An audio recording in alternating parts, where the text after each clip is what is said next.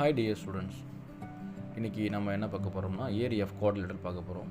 இந்த quadrilateral type of parallelogram வந்து ஒரு சைடு தான். இப்போ பேரலோகிராமில் நம்ம ஆல்ரெடி பார்த்துருக்கோம். Opposite sides are parallel and equal. அதேமாரி இந்த எதிர்பக்கங்களும் opposite sides are parallel and equal. But இங்கே நீங்கள் குவாட்ரிலேட்டரல் பார்த்தீங்கன்னா 4 டிஃப்ரெண்ட் சைட்ஸ் இருக்கும், 4 டிஃப்ரெண்ட் ஆங்கிள் இருக்கும். ஸோ இது பேரலோகிராம்லேருந்து கொஞ்சம் டிஃப்ரெண்ட்டு. அதேமாதிரி ராம்பஸில் இருந்தும் கொஞ்சம் டிஃப்ரெண்ட்டாக இருக்கும். ஸோ 4 சைட்ஸ் இருக்கும், 4 சைட்ஸும் டிஃப்ரெண்ட்டாக இருக்கும். அதே மாதிரி இதில் 4 ஆங்கிள்ஸ் இருக்கும், அந்த 4 ஆங்கிள்ஸும் டிஃப்ரெண்ட்டாக இருக்கும்.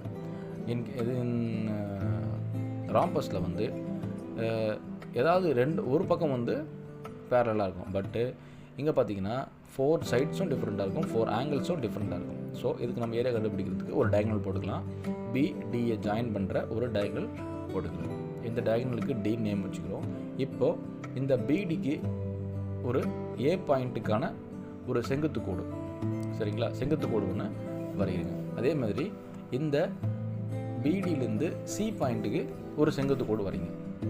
அப்போது இந்த செங்குத்து கோடுகளுக்கு H1 அப்புறம் NH2 அப்படின்னு பேர் வச்சுக்கோங்க. இப்போ நம்ம ஏரியா ஆஃப் குவாட்ரிலேட்டரல் கண்டுபிடிக்க போகிறோம். ஸோ ஏரியா ஆஃப் குவாட்ரிலேட்டரல் கண்டுபிடிக்கிறதுக்கு 2 ட்ரையாங்கிளோட ஏரியாவை கண்டுபிடிச்சி ரெண்டுத்தையும் ஆட் பண்ணனா நமக்கு ஏரியா ஆஃப் குவாட்ரிலேட்டரல் கிடச்சிடும். therefore area of quadrilateral equal to area of, அதாவது ட்ரையாங்கிள் ஏபிடி அதோட ஏரியா, ட்ரையாங்கிள் ஏபிடியோட ஏரியாவும் ப்ளஸ்ஸு ட்ரையாங்கிள் ஆஃப் பிசிடி பண்ணலாம். பாருங்கள், ட்ரையாங்கிள் ஆஃப் பிசிடியோட ஏரியா ரெண்டுத்தையும் ஆட் பண்ணால் நமக்கு ஏரியா ஆஃப் குவாட்ரிலேட்டரல் கிடைக்கும், சரிங்களா? இப்போது ஏரியா ஆஃப் ட்ரையாங்கிள் நமக்கு ஆல்ரெடி தெரியும், half into BH. Area of triangle வந்து ஆஃப் இன்ட்டு பிஹெச். பின்றது பேஸ், அதாவது பேஸ் லைன்ன்றது அடிப்பக்கம், பிடி அப்படின்னு தான் அடிப்பக்கம், ஹெச்ன்றது அதோட உயரம். அப்போ H1 அந்த செங்குத்து கோடு தான் அதோட உயரம். அதே மாதிரி இங்கே பிசிடியில் ஆஃப் இன்ட்டு பிடின்றது தான் அதோட அடிப்பக்கம் பேஸு, H2ன்றது அதோட செங்குத்து கோடு, செங்குத்து உயரம் H2.